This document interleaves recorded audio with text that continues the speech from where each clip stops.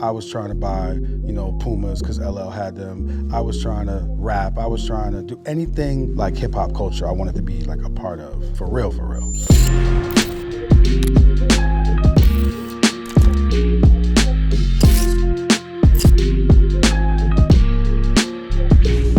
Growing up in the Bronx, hip-hop, boomboxes, drug dealers, stick-up kids, being there in the late 80s, knowing that this is part of the birthplaces of hip-hop, literally where Africa Bambaataa and these guys were doing these parties and these street jams, and I wanted to be a part of it.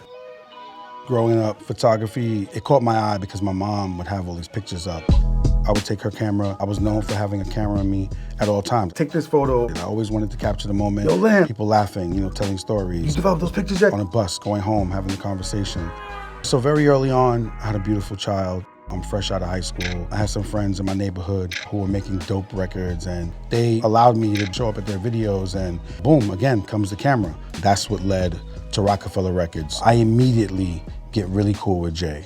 He'll hit you, get the picture, Kodak man. While moving around with Jay, I got that camera, I'm definitely taking pictures. We're at the radio stations, boom. We're in the studios, boom, I'm taking pictures of everything. I just posed a threat, blame Lenny S for that. I would have never thought me snapping a photo in high school would lead to shooting a Puma campaign. What? Those experiences blew my mind and helped me believe that, I could really accomplish things that I may have thought just could never happen. I loved where I come from.